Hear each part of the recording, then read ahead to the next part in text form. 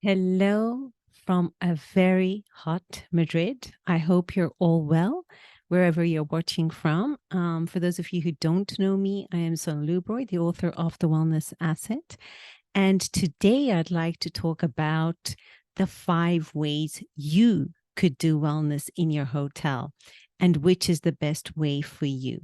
Now, though I strongly advocate for one way of doing wellness, I do recognize that there are actually 5 ways of doing wellness. And depending on the type of hotel you have, depending on your owners, depending on many factors, also your target audience, the way you choose to do wellness will ultimately dependent on your overall business strategy. So today I'd like to go over these 5 ways you could do wellness in your hotel. Now, the first way you could do wellness is to treat it as an amenity. For most hoteliers, your core business is rooms and food and beverage and conference spaces. That is where the bulk of your revenue comes from, while only a tiny percentage comes from wellness related departments such as spa. And if you have an urban facility or a hotel in a location where you can get good local membership, also the membership from the gym facilities. Hence, you classify your wellness facilities as a minor operating department or amenity, and your business strategy is to use these amenity departments to support your core business and to sell more room nights and food and beverages, which kind of makes sense as that is what hospitality traditionally is about. I too have done wellness like this when I was working for one of the best hotel chains in the world. However, the problem with this way of doing wellness is that you rarely will have a wellness offering that stands out from competitors. And additionally, your guests receive the same cookie cutter experience in every hotel of the same category. So you're all employing the same tactics to lure essentially the same target audience, which makes price the ultimate determinant for choosing your hotel over the one next door. So if you treat wellness as an amenity, it will always be an amenity and it will always perform as an amenity. The second way you could do wellness is to use it as a compensation tool to ramp up ratings on customer review sites and to avoid negative reviews at any cost. So every time you have an angry guest because the shower broke down, you sent the luggage to the wrong room, or a noisy room due to construction works, you can give them a free treatment and that will solve the problem. I truly believe that hoteliers who use their wellness offering as a compensation tool to ramp up ratings on review sites is one of the main reasons they never have success with wellness. To me, it simply doesn't make business sense to invest huge amounts of money in building expensive facilities and an offering to then give them for free to compensate for a service blunder in another part of the hotel. Guests will never value paying the full price for the wellness experience. And also, you don't solve the core problem in the first place. It's just like putting a Band-Aid solution or a Band-Aid on a festering wound. The third way of doing wellness is to do it yourself. And when budgets are tight, it's only normal. We try to save money by trying to do as much as we can ourselves and leveraging our in-house talent. I can understand this approach. And when I was very young, a very keen, newly appointed spa director with a limited budget, it was the approach I followed. Now, what possibly could a consultant show me that I honestly couldn't figure out for myself? So I was convinced, and I also convinced my hotel GM that we were good enough to do it ourselves. And obviously at that point, I didn't know what I didn't know, right? So this is me thinking I had all the answers and reached out to the best brands, also convinced them to come to this new market. And I pulled together an amazing treatment menu, organized world-class training for my team. And I also managed to get a translator to help translate during all the training, which is 3 weeks long. And when it came to creating the concept, as I clearly didn't know what a concept was back then, let alone how to create one, I borrowed the concept from the different prestigious international brands we were working with, copying and pasting bits that I found interesting and obviously adding my little flair to it. So this is me thinking that I had created this really cool concept, the best and trendiest in town. And when the launch day of the new spa finally arrived, I was completely gobsmacked. To my sheer and utter surprise, despite the huge investment in getting these great products to the spa and having some awesome treatments, we didn't have guests lining up to try the treatments. And on the contrary, on the one hand, as the local guests didn't recognize the brands, they weren't reluctant. They were actually quite reluctant to buy any products or even try the treatments. And on the other hand, I found that my therapists were not confident in recommending products despite the training they had received.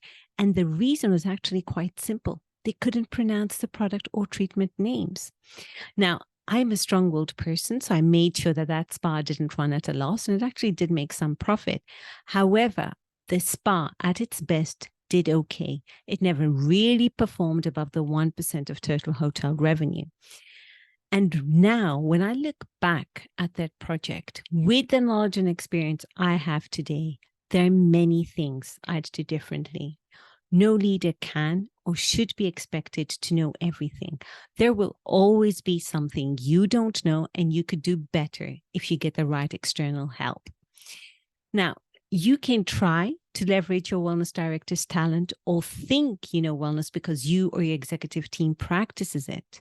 But are you truly creating a wellness concept that is truly unique, profitable, and sustainable? Will the next team be able to take your wellness concept and make it theirs?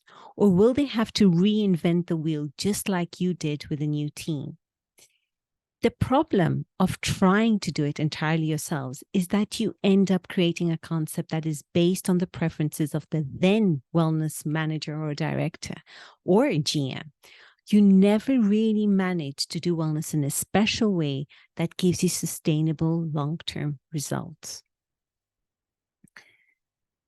The fourth way of doing wellness is to subcontract parts of your wellness offering to a third-party operator. Now, I understand this perspective and strongly advocated for it when I worked for what for me was one of the best spa and wellness operators there have been. So spa and wellness is a specialist field, and it makes sense in theory to get professionals in that field to manage this complex business. And hoteliers know hospitality and wellness operators know wellness. So on the surface, it seems a successful strategy. However, over time, I have found that that isn't always the way. The problem of doing wellness this way is twofold. First, lack of synergy in brand values.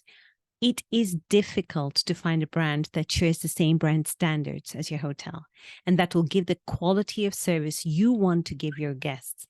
And it's even more rare, I assure you, to find brands that will grow together and aligned in the vision, mission, and business strategy. Very difficult. Second, lack of control.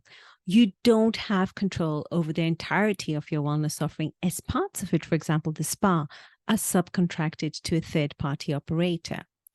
So although you temporarily remove the headache of managing a spa or wellness-related facility, you end up delivering your guests fragmented experiences. Now, these are the 4 ways that wellness has been done traditionally in hotels, and there is absolutely nothing wrong with these ways. And we have all opted for one of these ways in the past as we've tried to figure out how to consistently and sustainably make money in wellness. However, all these ways essentially, intentionally or not, treat wellness as separate from the main or core business of a hotel and not an integral part of it. Now, with this mindset, it is no wonder most hoteliers report a meager 1 to 3% of total hotel revenue from their wellness offering. There is a 5th way of doing wellness that actually does allow you to create a solid wellness concept. So the last way of doing wellness is to make it part of your asset ecosystem. Now, that is the main way I do and teach wellness and hospitality, through making wellness part of your asset ecosystem, shifting your mindset from profit and loss thinking. I'm not saying profit and loss is not important, but shifting it from solely thinking about profit and loss to actually looking at your balance sheet, to actually looking at the intangible and tangible values that wellness actually brings to the table. And when I talk about tangible, I'm also referring to direct revenue. So that is through the sales of treatments, products, and other services that are related to wellness. And also indirect revenue, that is through higher ADR, occupancy, average spend, because you're tapping into a more discerning guest. And when wellness is actually done right, it actually builds a stellar reputation for the hotel, not only in terms of having a very loyal customer base, but also in terms of attracting and retaining top talent in the industry. So here are the 5 ways you can do wellness in your hotel. Now, though I strongly advocate for the 5th way of doing wellness, because for me it makes sense, it is important to note that when you make wellness an integral part of your asset ecosystem, the incubation period to actually see a return on investment is very long. While the other methods, the other ways of doing wellness gives you quick returns, or at least, for example, in the 4th way of doing wellness, which is subcontracting parts of it to third-party operator, at least you're hedging any risks or potential losses that you could be getting. But in the long run, that is definitely a bell curve. You do get that increase and then it decreases. Whereas when you treat wellness as an integral part of your asset ecosystem, sure, it requires more time because you have to ensure that it's integrated seamlessly through the guest experience, from pre-arrival to post-departure, from when they actually get into your lobby, from when they actually go to their room, when they're interacting with different areas of their hotel, from food and beverage to conferences and the whole gamut of whatever your hotel might be offering, including your wellness related facilities, and right post departure. And when you're trying to consolidate wellness and thread it through all that whole ecosystem, it does take longer, and you don't see the results, no in 1 year, no in 2, no in 3 years. You normally see the results in 5 to 7 years' time.